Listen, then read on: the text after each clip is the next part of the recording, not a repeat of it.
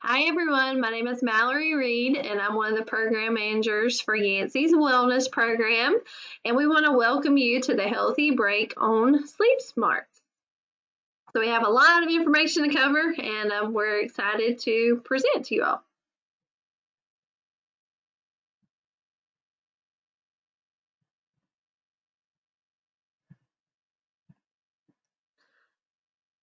Okay, so the topics that we will cover today include about sleep, including the patterns and stages and how much sleep we actually need, the types, prevalence, symptoms, and causes of sleep disorders, the consequences of sleep disorders, including accidents or decreased functioning and health, and lastly, the treatment of sleep disorders and good sleep hygiene. So first, all about sleep. We spend about 1/3 of our lives asleep, which is a lot if you think about it.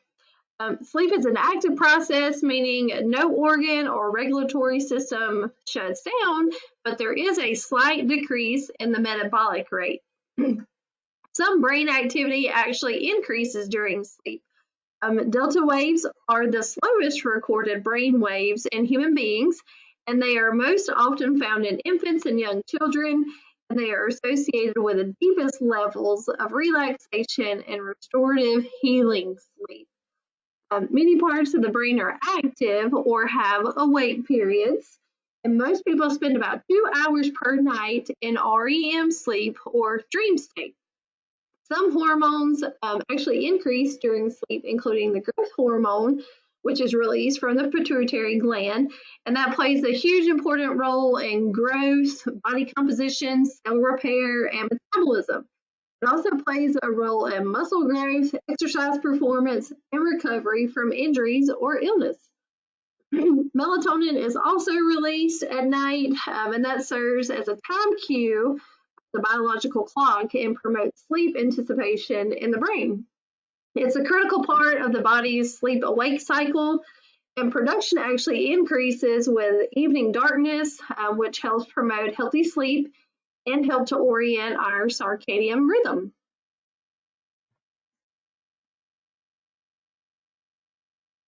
All right, so sleep patterns. There are 4 stages of sleep during a normal night. The stages 1 through 3 are non-REM, which stands for non-rapid eye movement or quiet sleep, and REM, which stands for rapid eye movement. With non-REM, that serves as the restorative functions of sleep, and with REM, that's when our memories and thoughts from the day are processed. And you can actually have really intense dreams during REM sleep since your brain is more active. And REM is super important because it stimulates the areas of the brain that help with learning, and it's associated with increased production of proteins. The stages progress cyclically, which means it starts with stages 1 through 3, and then REM, and then it restarts back at stage 1, and then it goes back over again. So one complete cycle takes about 90 to 110 minutes to complete, and the first cycles have shorter REM periods and increase in later cycles. So the sleep stages, we have 3 sleep stages. Stage 1 lasts about 5 to 10 minutes. And during this stage of light sleep, you're drifting in and out, you'll awake very easily, your eyes move slowly, and your muscle activity slows. You may also experience a sense of falling, followed by a sudden muscle contractions. With stage 2, that lasts about 30 to 60 minutes. During this stage, your eye movements stop, your brain waves are slower with occasional rapid waves and bursts, and adults spend about nearly half of their sleep time in this stage. And then the last stage, stage 3, lasts about 20 to 40 minutes. This is considered the deep sleep stage. There's no eye or muscle movement, you're difficult to awaken, and it's also the time when sleepwalking, bedwetting, or night terrors can occur. And just as a side note, it generally takes about an hour and a half to complete all 3 of the sleep stages. So REM, which there again is rapid eye movement. During this stage, brain levels actually increase to the awake level. Most dreams occur during this stage, and if you're woken up during that time, you may can remember them. Physical changes include an increase in your heart rate, increase in your blood pressure, and increase in the breathing rate. You may have more shallow, irregular breathing. Your eyes may jerk rapidly. Your limbs are temporarily paralyzed. And you can have a mild loss of temperature regulation. Most people have about 3 to 5 intervals of REM sleep each night, and about 20% of sleep is spent in REM. We spend less time in REM as we age. And as a side note, babies spend about 50% of their sleep in REM stage versus adults spending there again 20% in the REM stage. So one of the most popular questions that I receive and some of the health coaches receive during our coaching sessions is, how much sleep do I need? As you can see, it all depends upon the different age groups here in the chart, from newborns all the way down to adults. Newborns certainly need the most sleep at around 14 to 17 hours per day. So adults need anywhere from 7 to 9 hours a day. Some adults may think they can get by with just 5 or 6 hours of sleep. And of course, that depends upon your overall health, your daily activities, and typical sleep patterns. So ask yourself some of these questions. Are you productive and healthy and happy on the amount of hours of sleep you're getting right now? Or have you noticed that you require more sleep to get into high gear and to really get things done throughout the day? Do you have a coexisting health issue? Are you at higher risk for any diseases? Do you have a high level of daily energy expenditure, meaning play frequent sports or exercise a lot? Or do you work in a labor intensive job? Do your daily activities require alertness to do them safely? Do you drive every day or operate heavy machinery? Do you ever feel sleepy when doing these activities, or do you feel sleepy on the drive home? If you are, or if you have in the past experienced a history of sleeping problems, or do you depend upon caffeine to get you throughout the day? I know some of my participants mentioned drinking caffeine in the morning when they wake up, maybe having some more caffeine with coffee or soda or energy drink around lunchtime. And then that mid-afternoon lull comes and they need more caffeine to get them going throughout the rest of the day. Kind of a triangular effect, because they start out in the morning, their caffeine, and they have to go up for lunchtime, come back down for afternoon time, and then it starts back over again. So they are constantly having to intake caffeine throughout the day to keep their energy up. If you answered yes to any of those questions I just asked, you're probably not getting enough sleep at night, and you may want to reconsider changing up your routines or your habits to allow more hours of sleep at night.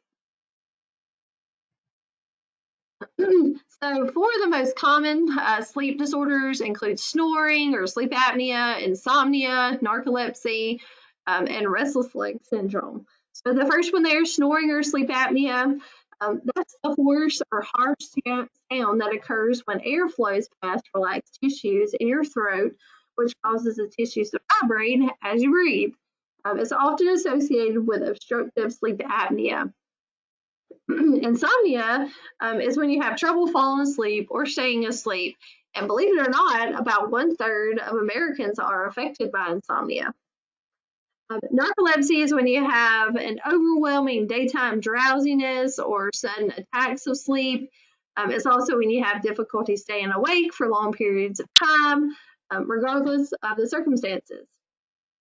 And this one is also a pretty common one, restless leg syndrome. So this occurs when there's an irresistible urge to move your legs, typically in the evenings, and it occurs while you're sitting, laying down, or can worsen with age and can certainly disrupt sleep. And did you know that there are over 80 different sleep disorders? That's quite a lot. So what are some of the common symptoms of sleep disorders? Well, it includes decreased performance at work, both physically and mentally, daytime sleepiness, irritability, frequent illnesses, pale skin or your wrinkles may become more visible, headaches, jaw aches, earaches, and depression or anxiety. So, what are some of the signs of sleep deprivation? The first one there is falling asleep within 5 minutes of laying down.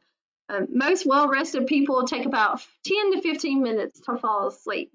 If you're sleep deprived, you may also nap very easily, may feel fatigued when you're driving, have a lack of concentration, or have a high number on the Epworth sleepiness scale, which is here to the right.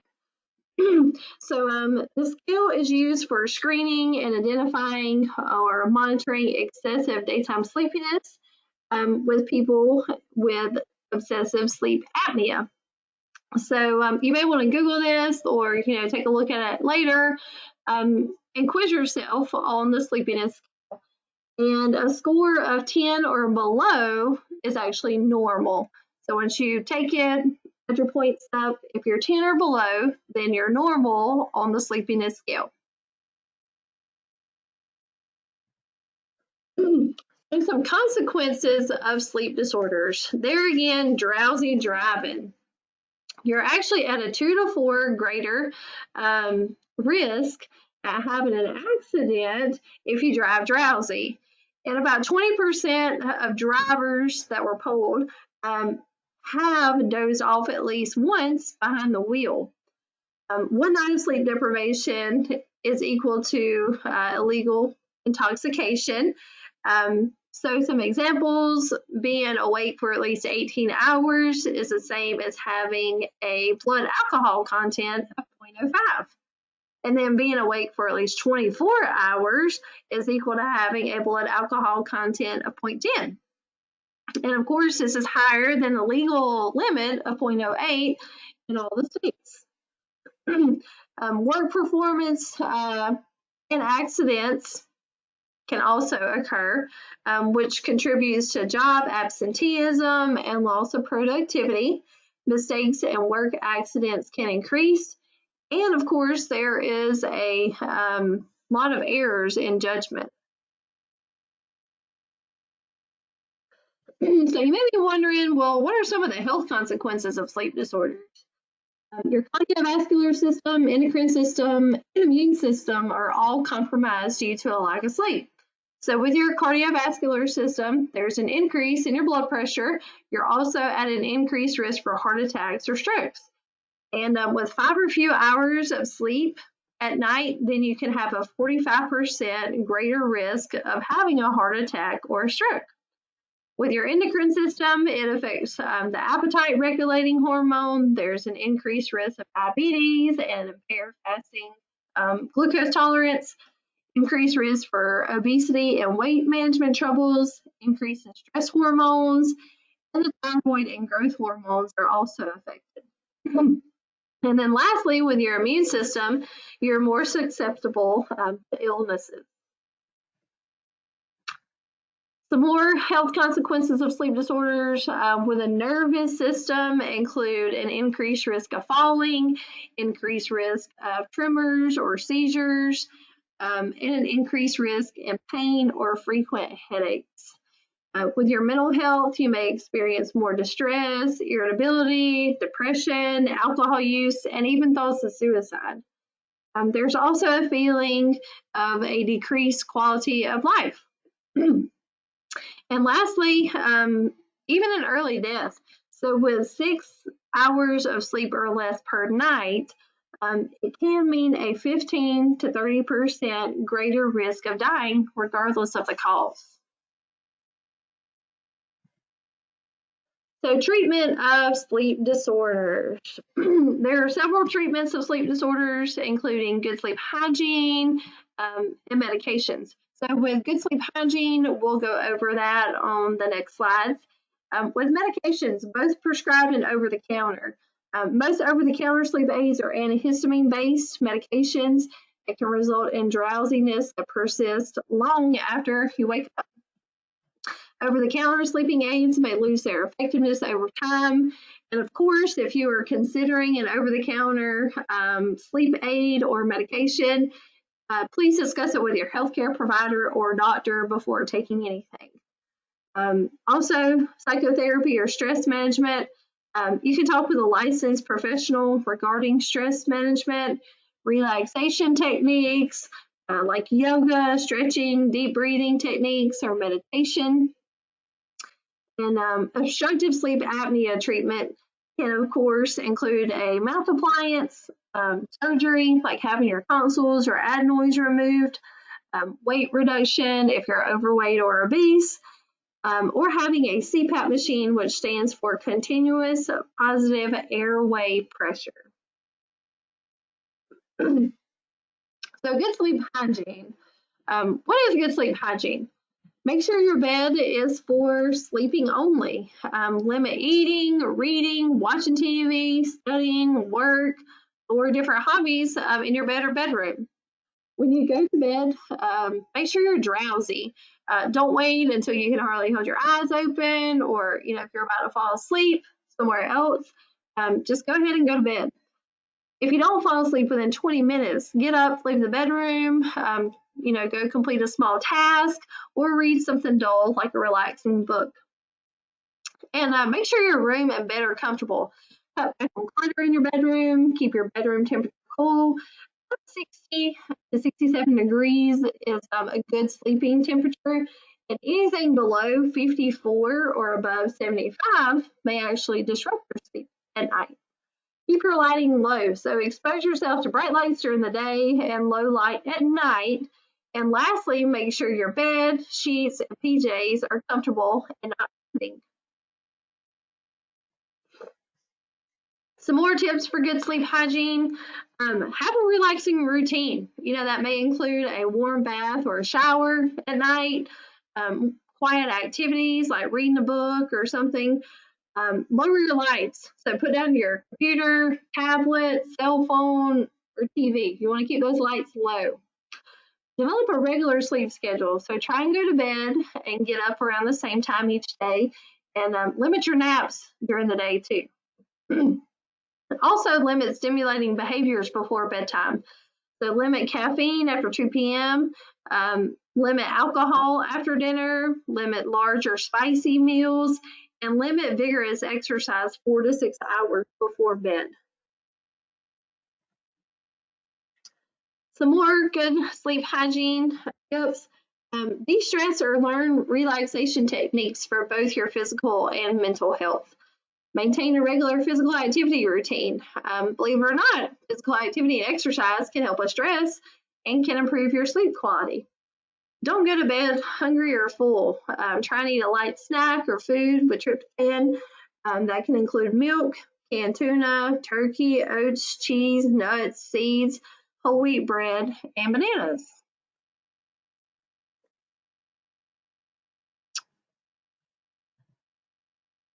Okay, so that was the end of the Sleep Smart's Healthy Break. Thank you guys for listening and joining in. Did want to encourage you, if you are in the Yancey Wellness Program, to participate in the Snooze or Lose Challenge. You may have already read the email about the challenge, but if not, here's a reminder. It's a short 2-week challenge that begins April the 26th. Points are aligned on the MyWell app or the MyWell site portal. Instructions for both of these were sent from the Yancey Health Coach email address. Participants can log up to 100 points a day for 14 days. So that's a 1,400 points max total there.